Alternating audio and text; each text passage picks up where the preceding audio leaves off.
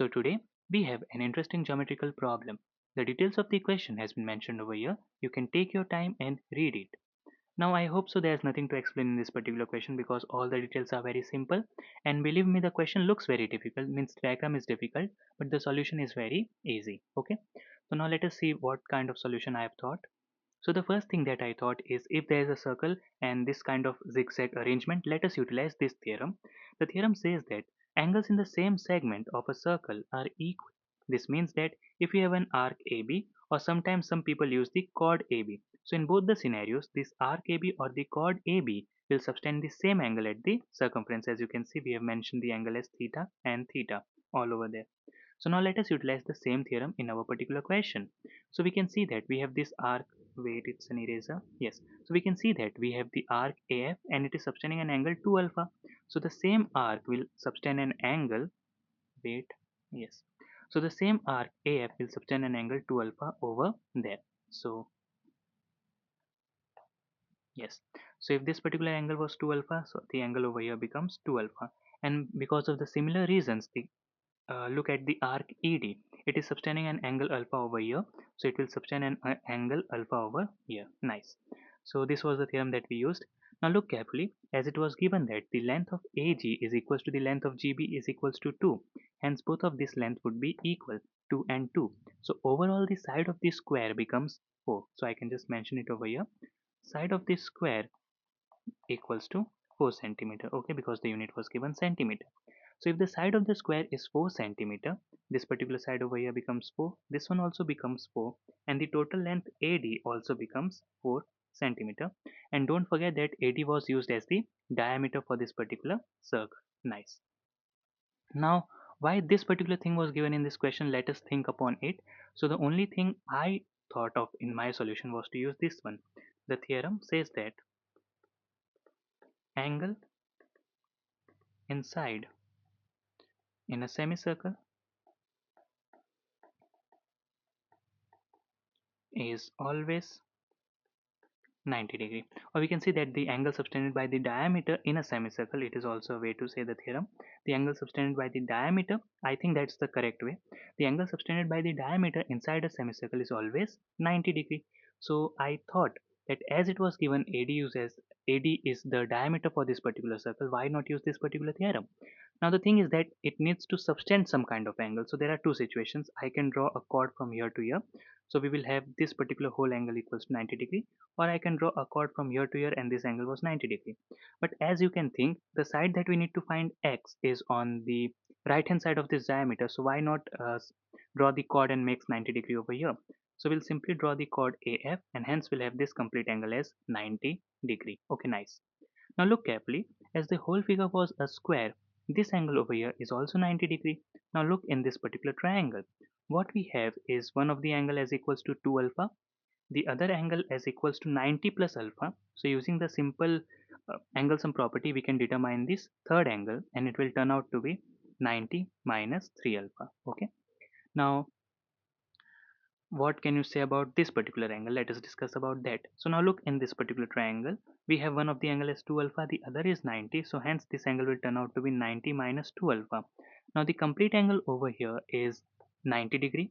Some part of it has become 90 minus 2 alpha. This means the remaining part is 2 alpha. Okay.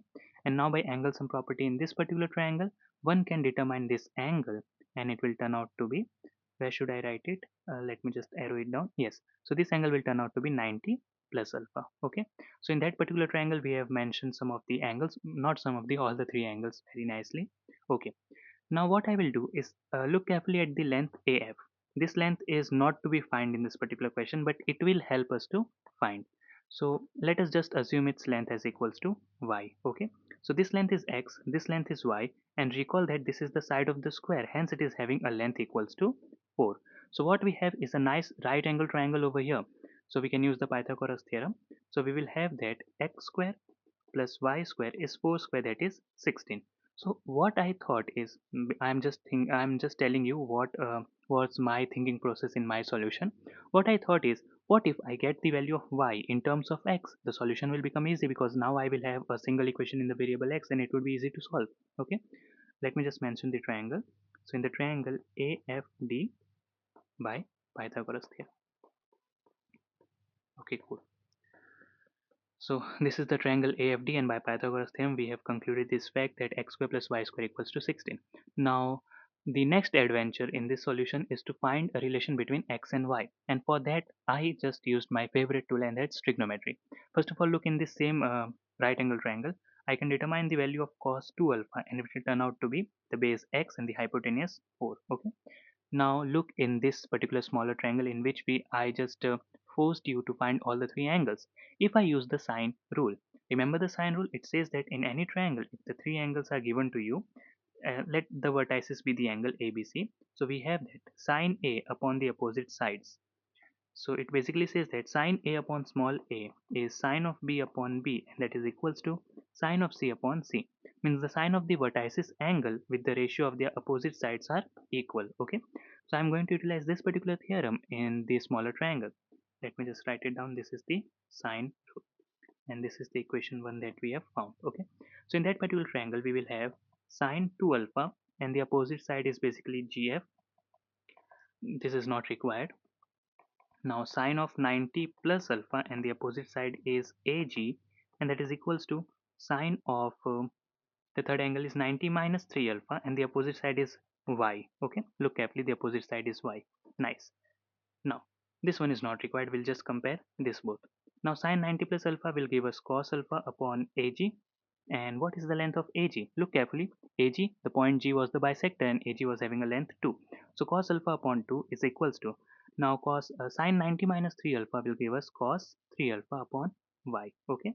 Now cos alpha upon 2 as it is, what is the value of cos 3 alpha? So basically it's a trigonometrical identity, or if you even don't know, just take cos A plus B identity, replace as A as equals to alpha and B as equals to 2 alpha, and then we will have cos 3 alpha and expand it, and in that put the values of cos 2 alpha and sin 2 alpha. This is the way I do. I basically don't remember any identity, I just find them at the instant.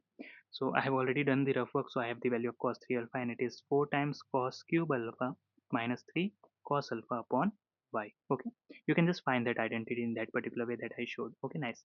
So now cos alpha upon 2, from this I can take the value of cos alpha common, so we'll have 4 cos square alpha minus 3, and in the division 4. Now as cos alpha is not going to attain the value 0, because alpha is not going to attain the value 90. Nice. So now we'll have 1 upon 2 is equals to, or I can just bring the y over here. So y upon 2 equals to 4 cos square alpha minus 3. Nice. Now do I have the value of cos square alpha? Yes. Look at the equation number 1 that we already have. We have that cos 2 alpha is equals to x upon 4. Now cos 2 alpha can be opened up as 2 times cos square alpha minus, again a trigonometric identity. So I told you that this solution seems easy if you use a lot of trigonometry. Okay. So 2 times cos square alpha will turn out to be x plus 4 upon 4, and hence the value of cos square alpha will turn out to be x plus 4 upon 8. So now this value of cos square alpha can be substituted over here, and hence we'll have y upon 2 equals to 4 times x plus 4 upon 8 minus 3. Solving this will give us y upon 2 equals to x minus 2 upon 2. The 2 will get cancelled out, and hence we have this relation that I told you, that bring y in terms of x. My gut feeling was telling me when I was solving this problem that yes, you will have some kind of relation between y and 2. So let this be the important equation. Now what I will do is simply substitute in that particular Pythagorean. You remember x square plus y square was equals to 16. So let us write down the final part of the solution.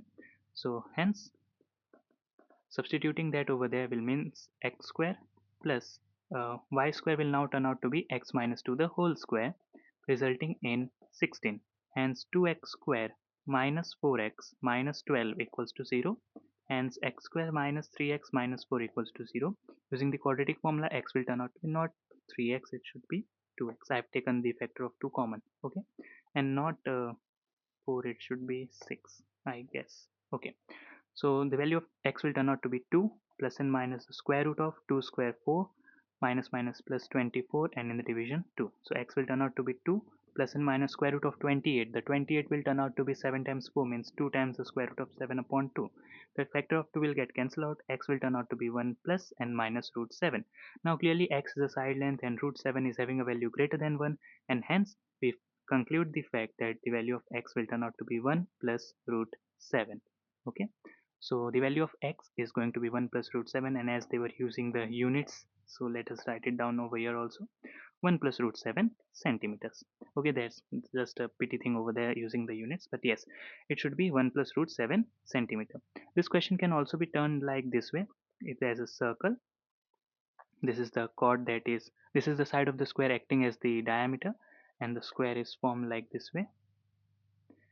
Now this is alpha, and yes, so this angle is alpha, and the way it has been joined is over here, and it is having the value 2 alpha. And they may ask you this length also, because we know that in our solution one can find this also and this also. The two missing sides can be found very easily. So in that case, the value of y would turn out to be, all you need to do is subtract 2 from this thing, and hence it will come out to be root 7 minus 1 centimeter. Is it true? 1 plus root 7 minus 2. Yes, it is true. And still root 7 is having a value greater than 1, so no negative. Yes, the solution is correct. Nice. So this was the solution to this particular problem that looks difficult but was made easy to solve just because of using a lot of trigonometry. But yes, one may come up with a solution without trigonometry, or some simple geometry, or even some very simple solution that I didn't figure out. Feel free to comment in the comment section, and if it's a photo and PDF, just you can email me. The email address is in the description. Okay, so it was a nice particular question, and the delays in the video is because the weather over here is not good. Electricity is not there, not because the area is like that, but because of thunderstorms and fast winds. So for precautionary measures, the electricity was not there. Today it was there, so the pen and tablet was charged 100%, and yes, I am making 5 to 6 videos and will upload that with the schedule. Nice. Okay, so this was this particular question. In the upcoming video I have planned a question that's also easy, but yes, the next question is easy, but all you need is a precise eagle eye to solve that problem. The upcoming three geometrical problems are on the easier side, yes, but the fourth video will come a difficult one, I promise. Okay, so thank you for watching. Bye bye.